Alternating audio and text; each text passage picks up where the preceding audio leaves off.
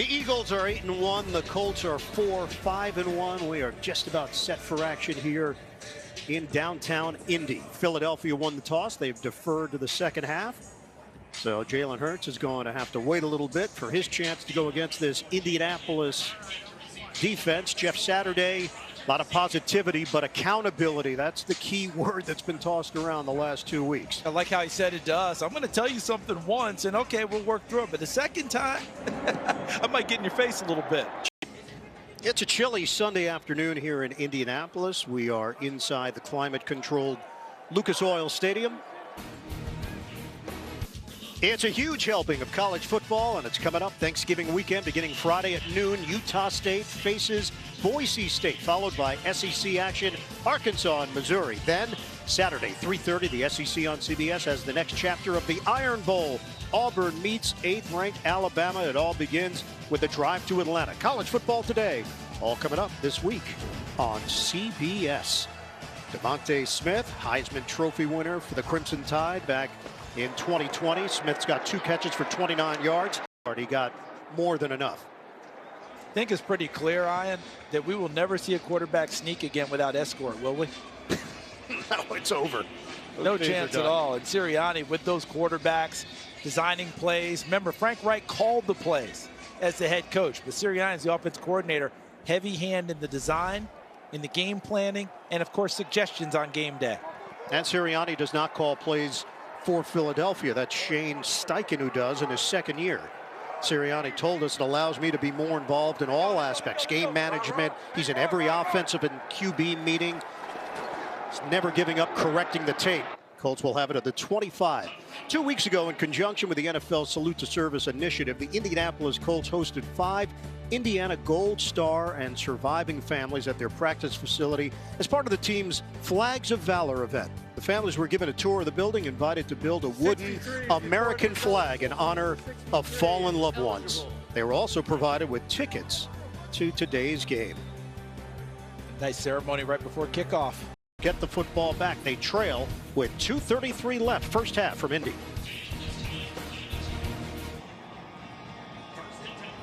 Eagles have great history. Oh, man.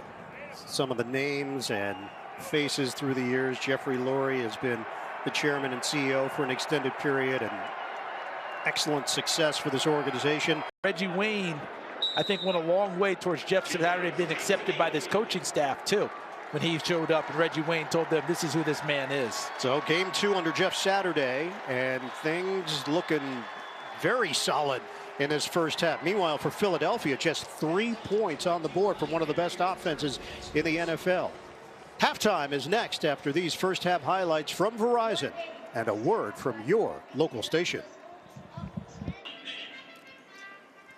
Getting ready for the second half here in Indianapolis. The Colts lead it 10-3. Let's check out the first half highlight presented by State Farm. Jonathan Taylor, 28-yard run for Taylor in the first quarter. In fact, on the opening drive, and then he turned it into a touchdown for the Colts. Indianapolis, strong early statement and strong first half under Jeff Saturday and company. Ian Eagle, Charles Davis, Evan Washburn.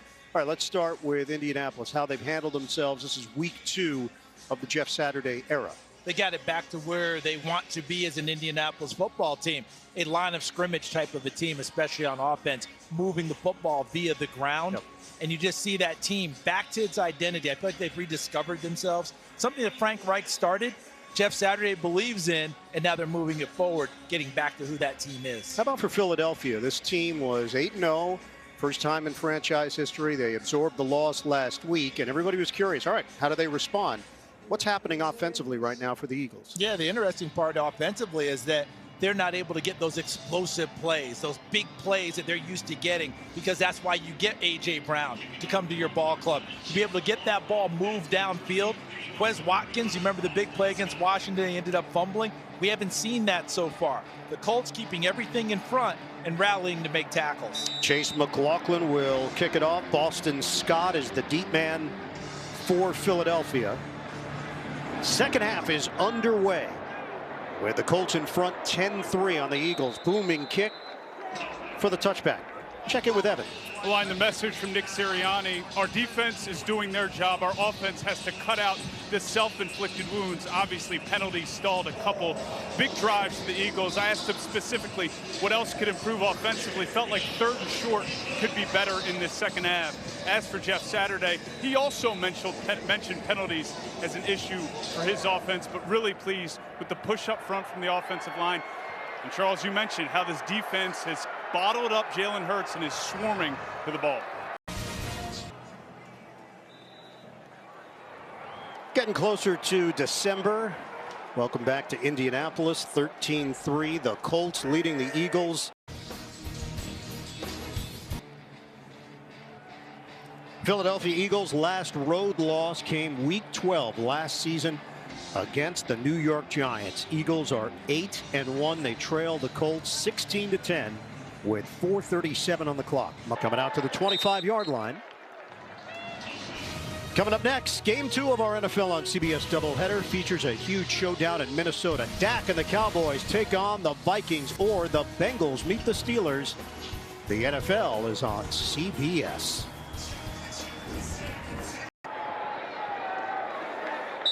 Can the Colts come back? They've done it this season. Fourth quarter comebacks. Week 1 at Houston. Matt Ryan at quarterback. Game time touchdown, 1:54 left. Game ended up as a tie. Week 3, Kansas City scored the game winner, 24 seconds left. Week 5, Denver, 10-play drive to set up the game, tying field goal, 1 in OT. Week 6 against Jacksonville, game-winning score, 17 seconds left. And then last week against the Raiders, just over 5 minutes ago, took the lead for good. I think a start was made today in Jalen Hurts.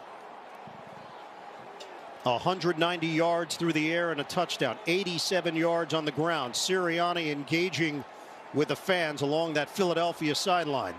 He took lessons from his GM. Howie Roseman likes to engage as well.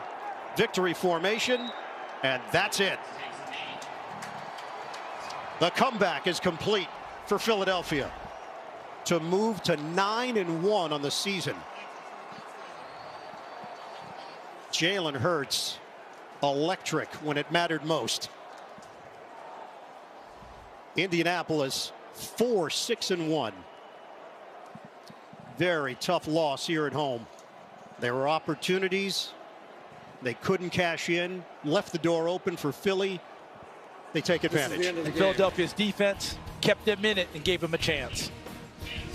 For Charles Davis, Evan Washburn, Gene Steratore, Ian Eagle saying so long from Indy.